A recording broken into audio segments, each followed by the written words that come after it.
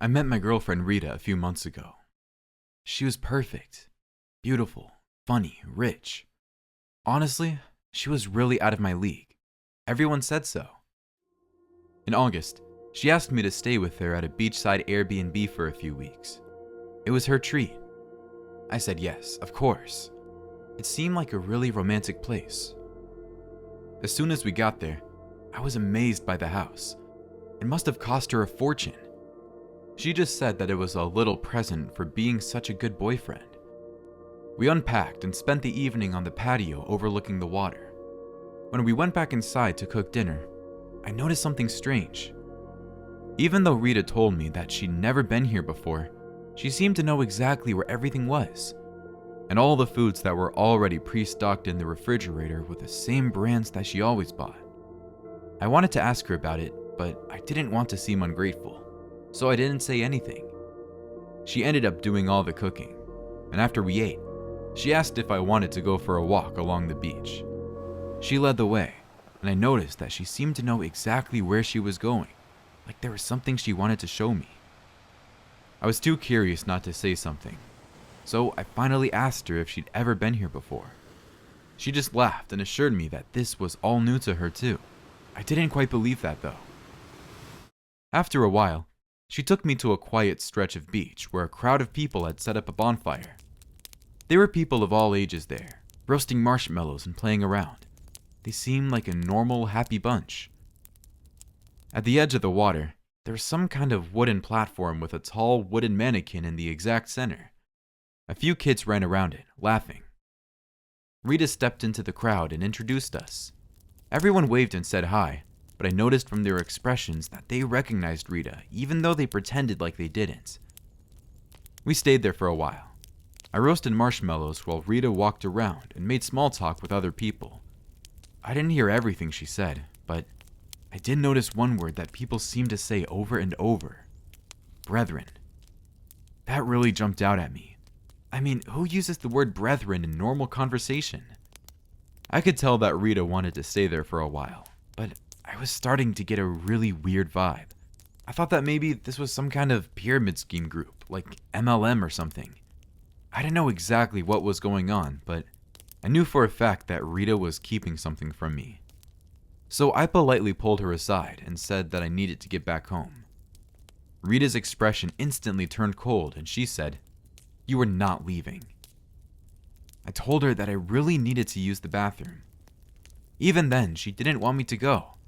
But after some arguing, I promised that I'd only be gone a few minutes. Of course, I had no intention of coming back. As I was rushing off, an old man in the group called out to me, "Hurry back! You'll miss the festival." This was the first I'd heard about any festival. Before I could answer, Rita chimed in. "Yes, we are." As soon as I got back to the house, I opened my laptop and Googled the beach to see if there was some kind of weird group in the area. I didn't find anything. Then I searched for Brethren and Cult. I scrolled through a couple websites until I saw something that absolutely horrified me. It was an article about some kind of cult without an official name. They gathered in a different place every season for their festivals, and wherever they went, people disappeared. The website showed a single blurry picture of the man who was supposedly in charge of the cult. I recognized him as the old man who called out to me before I left. I knew that I needed to get out of there. This was my only chance. I found Rita's purse on the counter and fished around for her keys. I didn't want to steal her car, but I didn't have any other choice. I guess I could have gone to some other beach houses to ask for help, but I didn't know how many people in this little town were part of the cult. I opened the front door, ready to run to Rita's car and make my escape, when I saw 3 people standing in the driveway, staring at me. I went back inside and locked the door. I looked through the other windows around the house, but there were more of those people waiting outside. They had the house surrounded. I guess they knew that I was planning to run away. Frantically, I grabbed my phone and dialed 911. The dispatcher seemed nice at first, but when I told her that a cult was after me, her voice turned cold and she said, "Stay right where you are. Don't fight. It will be easier that way." She was one of them too. Losing all hope, I dropped my phone and locked myself in the bedroom. I tried to figure out how to escape, but I couldn't think of anything. Then the bedroom window shattered, and one of the cult members crawled into the room. He grabbed me from behind and shoved the cloth over my face. Instantly, I blacked out. When I came to my senses, I was back on the beach. All the cultists were standing around me. A couple of them held me in place. I was standing on the wooden platform right in front of their mannequin, but now the mannequin was on fire. The old man stepped forward. "You've been chosen for our next sacrifice," he said, and he glanced toward Rita, who was standing in the crowd. She was looking right at me. That's when I realized that our relationship had been fake all along. She never liked me.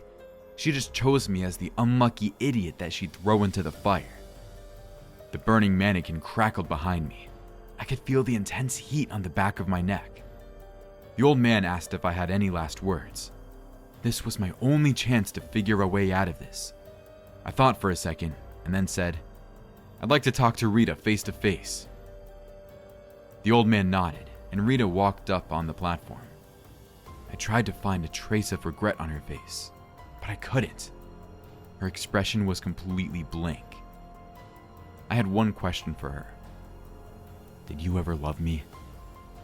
She didn't say anything. At that moment, I wasn't scared anymore.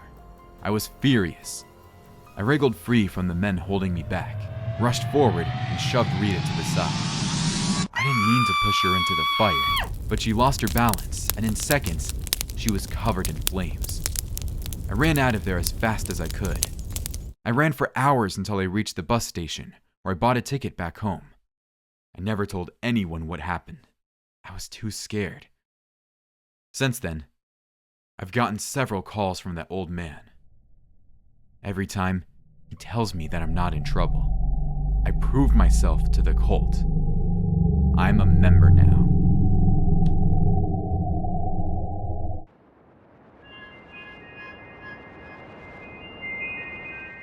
I watched them through the trees. The blonde girl looks frustrated. We haven't come across any lost hikers in months. They're more common than you'd think. I can't believe you didn't bring a map just in case. You were assigned to navigate, so I figured you would bring one too. Navigate? The sun dyed the clouds a dark orange and rich pink as it dipped below the trees. I stood there for hours, watching them go in circles. They must have walked by me 5 times before they realized they were lost. Father sent me out to see if anyone was lost. We had not come across anyone for months. The lady instructed the man to start setting up their camp. She was going to explore the area to see if she could find a water source and pick up some firewood. The man set up his blue tent with ease. He wasn't smart enough to bring a map, but he had experience doing this. I've watched many people set up tents, but I don't think anyone did it as fast as him. I stepped closer to see what else they brought to camp. They had instant mashed potatoes, beef jerky, dried fruit, nuts, and protein bars. There was more, but that's all I could see peeking out of an orange backpack. I stepped close, and a twig snapped. I gasped. The man's head shot in my direction, and our eyes met. We both stood stunned, looking at each other for what felt like 5 minutes. It's not usually how I go about luring people back to Father, so I was at a loss of what to do next. Fortunately, right as it looked like he would approach me, the lady returned. "You see her too, right?"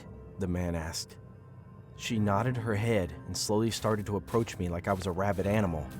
She kneeled to be at my eye level. Her eyes were green with brown and gold flakes. "Hi, miss. I'm Lucy. Do you have a name?" I didn't respond or make any movement. "Any chance your mom or dad are nearby?" This was my chance. I nodded my head. "You must be our guardian angel," she said with a big smile. Before she could ask anything else, I took off towards the cabin. I tried to pace myself. I've lost hikers before because I weave through the trees too fast for them to keep up. Having to backtrack to find them is annoying, and the delay angers Father. I checked behind me occasionally to ensure they were keeping up. Soon enough, we ran into the meadow where I live. Father was doing laundry, so our clothes, which faded into a light brown over time, were hanging out to dry. Some of them had speckled red stains. I yelled for Father. I heard the man behind me. "Did you ever see The Hills Have Eyes or read Deliverance by James Dickey?" He was out of breath from following me. "No, why?" "They're about backwoods cannibals."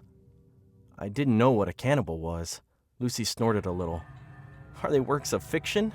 "Yeah, but let's just be careful," he said. Father emerged from the cabin. He was wearing his kitchen apron and his hands looked freshly washed. I pointed to the hikers. He smiled at me and gave me a wink. He walked up to them and introduced himself. "I'm Edward. Welcome to our little corner of Appalachia." Lucy was relieved and introduced herself and her friend, who was named Joey. She explained how they got lost and realized they didn't have a map. She wondered if he could point them in the right direction of civilization. "Huh, I've seen a lost hiker a time or two, but it's usually because they can't read their map. But yes, about a day's hike in that direction and you'll be in Chesterton." He pointed to his left. "Quaint little town, but they'll get you the help you need." Lucy turned to look at Joey and gave him a reassuring smile. Father continued, "Since the sun is setting and you'll have to camp for the night, is there any chance you might want to join us for dinner? It's so rare we get visitors way out here." "That sounds much better than the instant mashed potatoes we have," Lucy said. Father was pleased, so he squeezed my shoulder. "Sweetie, can you get our guests some water?" He invited them inside and began to show them around. I ran to the kitchen to get the glasses and the special dust Father instructed me to mix in. He was always very specific that I needed to wait until the dust was completely dissolved before giving it to the guests, so I sat and watched. Once the water was crystal clear, I ran out to the front room to give the glasses to Lucy and Joey. They thanked me. Father was telling them about how he decided the big city wasn't for us. He was disgusted by how most people got on with their lives in heavily populated areas. Even churches couldn't get it right.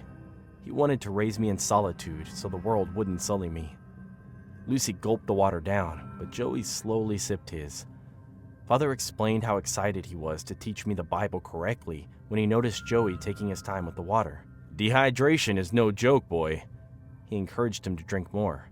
Joey nodded, but didn't start drinking the water faster like Father wanted. Lucy began to nod off. She looked at her friend, confused by the sudden drowsiness, and he shook his head at her. She fell asleep on the couch. Father looked at Joey. "Well, this won't do." Before Joey could react, Father grabbed his head and pounded it against the corner of the coffee table. Father turned to me and said, "Sweetie, how about you play outside until dinner is ready? Oh, but can you bring the clothes in and fold them? Just stay out of the kitchen." I nodded my head and skipped out. I yanked the clothes off the wire. I ran them inside and folded them in Father's bedroom. Then I slept on the couch in the front room. I could hear Father talking to Lucy in the kitchen. I wondered where Joey went. Maybe he went back to camp because he seemed nervous being here. "Joey?" I heard Lucy say. Her voice was much fainter than when she introduced herself earlier. "Joey's a little salty for my taste," Father said. "What's your diet like? He must have been about that fast food junk."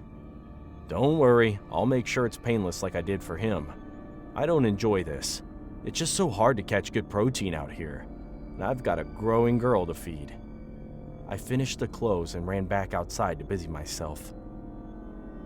Father made a stew for dinner. He explained that Lucy and Joey weren't feeling great, so they returned to their camp. My mouth watered. It smelled delicious. I picked up my spoon, but Father snapped at me. "We haven't said grace. Put your spoon down." He watched me set it down and folded my hands to pray. "Can you say grace, sweetie?" I nodded.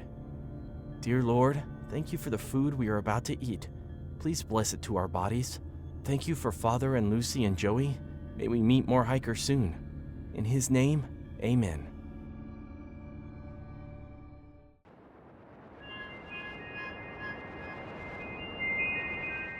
Before my mom died, she told me her only regret was never seeing a lighthouse. It may seem like a small regret, but we lived in Kansas. The furthest my mother ever traveled was to the Grand Tetons in Wyoming, so she never saw the ocean. Her dying wish was for her ashes to be spread in the water that a lighthouse watches over. She hung pictures of one in Maine that she was particularly fond of, so it needed to be that one. As I processed her death and prepared to go to the lighthouse, I thought, why stop at one? Why not show her the entire East Coast so she can finally experience the ocean? So, I planned the road trip. I decided to take it alone to help process my mom's passing in peace. I started in North Carolina and saw a lighthouse in every state going up to Maine. Along the way, I stayed in hotels and Airbnbs. Airbnbs were cheaper, but something happened and I only stayed in hotels after this one. I rolled up to the yellow cottage with red brick detailing, thinking it was the cutest home I have ever seen. I knocked on the door and was greeted by a sweet lady, probably in her 60s. She wore white capri pants and a blue paisley shirt. "Sylvia?" she inquired after opening the door. "Yes, Linda?" "Oh, yes, come in, come in. You're my first guest, so please excuse my excitement." The inside was as cute and quaint as the outside, except for the pictures that lined the walls. There was not 1 square inch of wall space that didn't have a picture of this girl who looked like Linda, but with a different nose. She had the same coloring as me. Pale skin, dark hair, and green eyes. "Is this your daughter?" "Yes, I lost her 5 years ago to cancer." "Oh, I'm sorry for your loss," I started.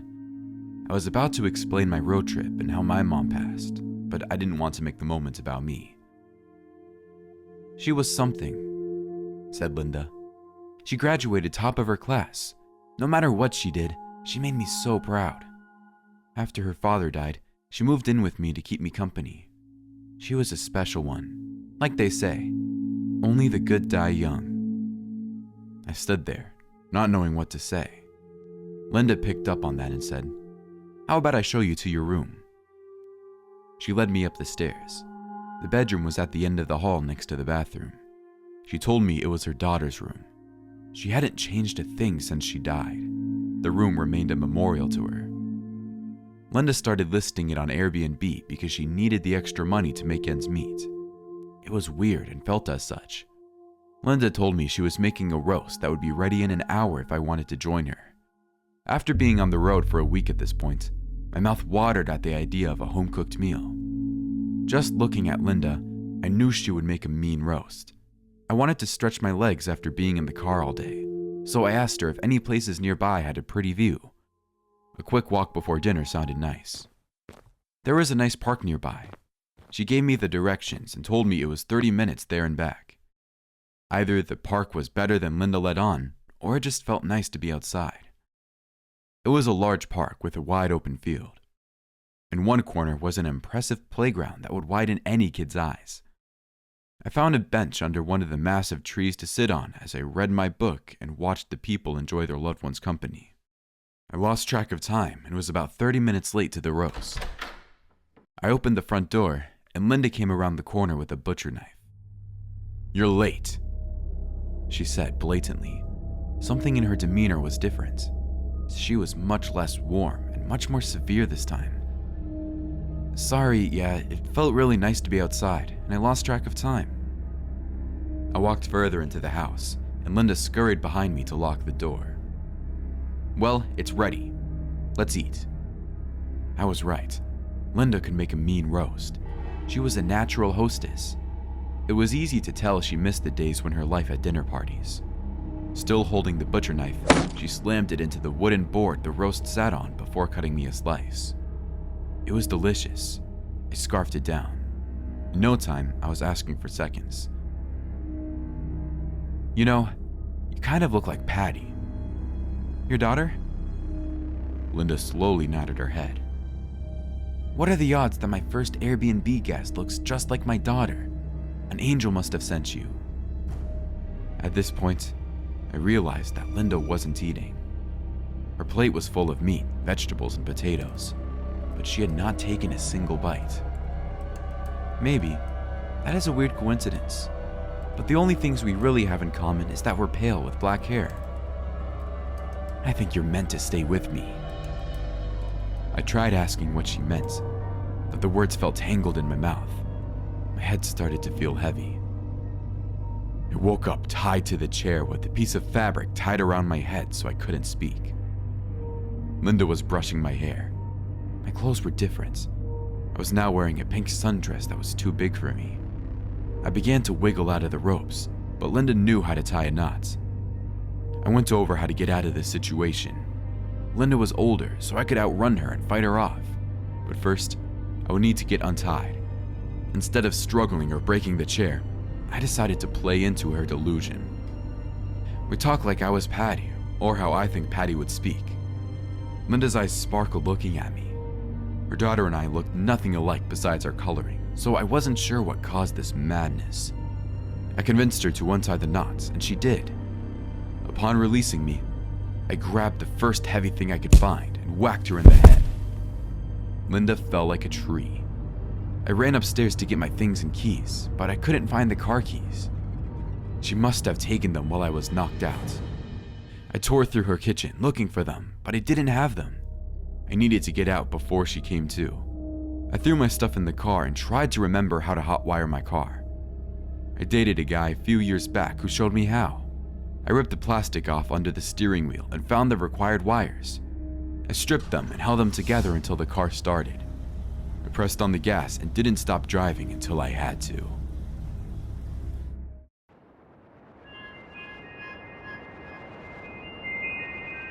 I'm 43 years old, so obviously I don't have TikTok on my phone. I think it's one of the stupidest things on the internet. I mean, I understand the use of Instagram and Facebook, because you can chat with people and share stories. But TikTok just didn't make sense to me. I didn't even know that my daughter was on it until last week, when she asked if I'd like to be in one of her videos. At first, I was reluctant, but then I agreed. Barca had been pulling away from me lately. You know how teens are. Her mom had passed away about a year ago, and I think she was still angry at me for starting to go on dates again. She never said that, but I could tell. So I thought that if we could bond over something like this, it might take away some of the awkwardness between us. She taught me a 15-second dance, which was mostly just swaying and clapping. She filmed us doing it together, one take, then ran into her room to upload. The next day, she told me that we'd gotten a couple thousand views, which I thought was good. After that, she started filling me in on more of her videos. I tried to act interested, even though I still thought that whole thing was stupid. She mostly did dances and lip syncs and reaction stuff. She had me help her out with a few of them, including one video where she had me balance a water bottle on my head. It all felt so harmless. And I guess the newest videos were doing well, because she kept telling me about the number of views that she was getting. Those numbers kept going up. Then yesterday, she told me that she wanted to respond to one of those TikTok challenges, like when people eat oranges in the shower or whatever. She asked if I wanted to help. I heard about some of those challenges being kind of dangerous, so I said that she had to tell me what it was first. I can't, she said. It has to be a surprise. I really wanted to say no, but as a single father of a teen girl who would barely answer me when I asked her a question, I was starting to feel like we were finally bonding over something. I couldn't say no. Awesome, she said. Sit right here. She guided me towards our living room sofa and sat me down. Then she pulled out a bandana and blindfolded me. I don't like this, I told her. It's okay, she said. Just sit here and wait, and no peeking. I heard her giggling as she ran out of the room. It reminded me of when Becca was 3 years old before her mom died.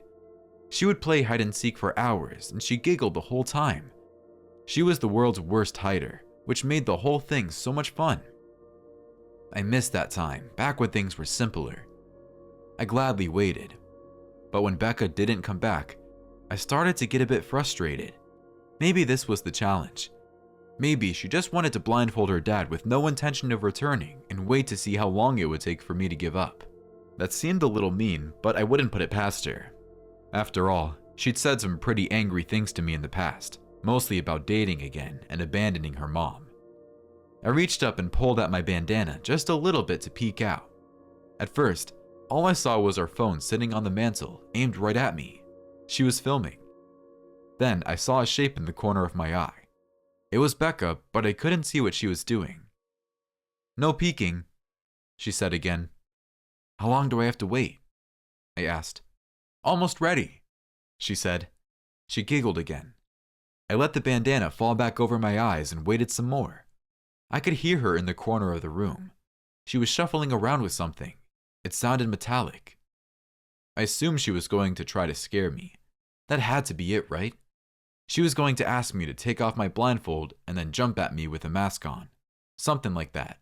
I don't get scared easily, so I figured I'd have to pretend. If that was what my little girl wanted, I could do that. She kept banging around in the corner of the room. I heard her drop something heavy onto the floor. What the heck was she doing? I heard a soft moaning too, but it didn't sound like Becca. I couldn't wait any longer, so I pulled off the bandana.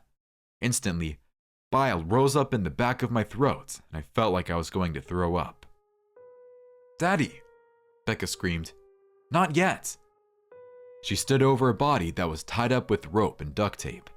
It was a woman, her long hair covering her face. I jumped off the sofa and ran to her. "Come on, Daddy," Becca said. "You're ruining the challenge." She had a butcher knife in her hand. The body twisted to the side, revealing her face. Her mouth was covered in duct tape, but I recognized her right away. This was Samantha, the woman I'd gone out to dinner with last week. We just had a single date and it hadn't worked out.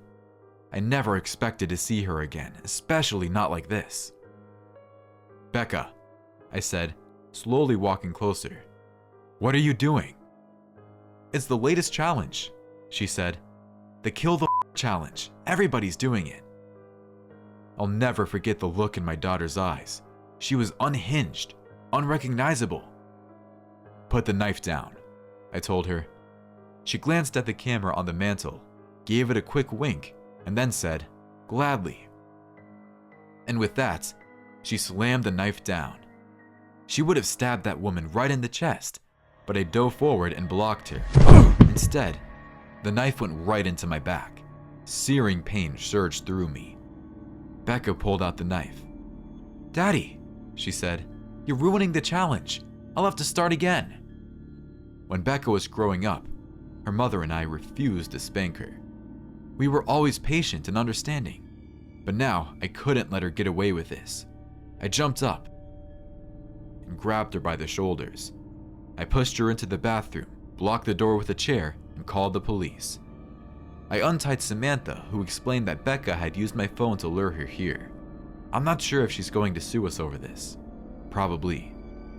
Becca is at the hospital now, being looked after by psychiatrists and professionals. I'm not sure how long they'll keep her there, but at least she won't have a phone. At least she won't have TikTok.